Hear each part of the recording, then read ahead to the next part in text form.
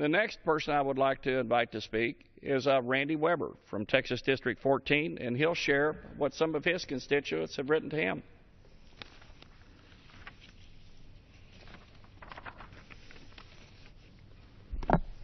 I thank my friend from Texas, and Mr. Speaker, I appreciate your recognition.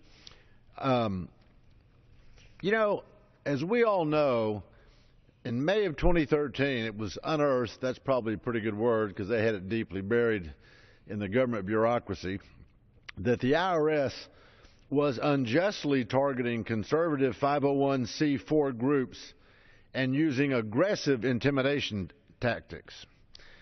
Today, I rise with my colleagues to share the story of organizations that were unlawfully targeted by the IRS, or Internal Revenue Service, as I like to refer to them as. In southeast Texas, in my district, and that's Texas District 14, they're on the Gulf Coast, the Clear Lake Tea Party was just such a group, one of many, that fell victim to the IRS's illegal, and I want to underscore that, illegal maneuvers.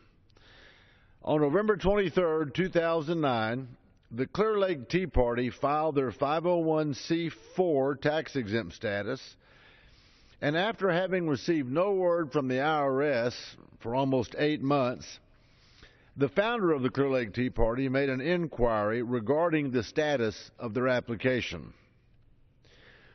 What she received back, what they got back from the IRS, should shock and appall every American.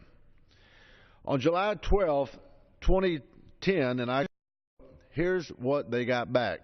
Quote, here's what Mary Hulls, president of the Clear Lake Tea Party, sent our office. Quote, the Clear Lake Tea Party received an additional information request from Elizabeth Hoffaker, F-O-F-A-C-R-E, in the Cincinnati, Ohio office of the IRS, demanding 19 more non-tax related items to complete our application. The Clear Lake Tea Party board was duly alarmed by the broad and personal nature of the information required, which we would have to deliver and declare under penalties of perjury. We judge the questions to be far outside the normal purview of a nominal request for a tax-exempt designation. For example, Mary Hulls writes, number one, they were requested to provide a list of speakers and their qualifications for events that the Clear Lake Tea Party have had in the preceding year, prior year. They were asked to provide copies of information that was easily found on Facebook and Twitter. And then, believe it or not, the Clear Lake Tea Party there in Galveston, Texas, Clear Lake, League City, Galveston County area, was asked to explain their relationship with the King Street Patriots, another Tea Party. Now, Mr. Speaker, I was born at night, but it wasn't last night. What in the world does that have to do with their application for their own tax-exempt C4 status? Number four, they were asked to, now, let me add, they were not asked to explain their relationship with Acorn or MoveOn.org or Organizing for America. Number four, they were asked to explain the Operation Pink Slip program and to provide literature concerning this program. How did you decide who would be fired?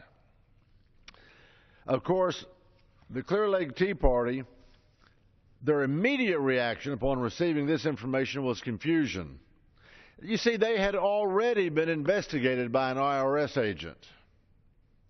Well, after the IRS's beyond intrusive and illegal, I might add, investigation of the Clear Lake Tea Party, the Clear Lake Tea Party's board met and made the executive decision to withdraw their 501c4 application and to file with the state of Texas as a Texas nonprofit corporation that pays taxes in order to practice and protect their First Amendment freedom of speech.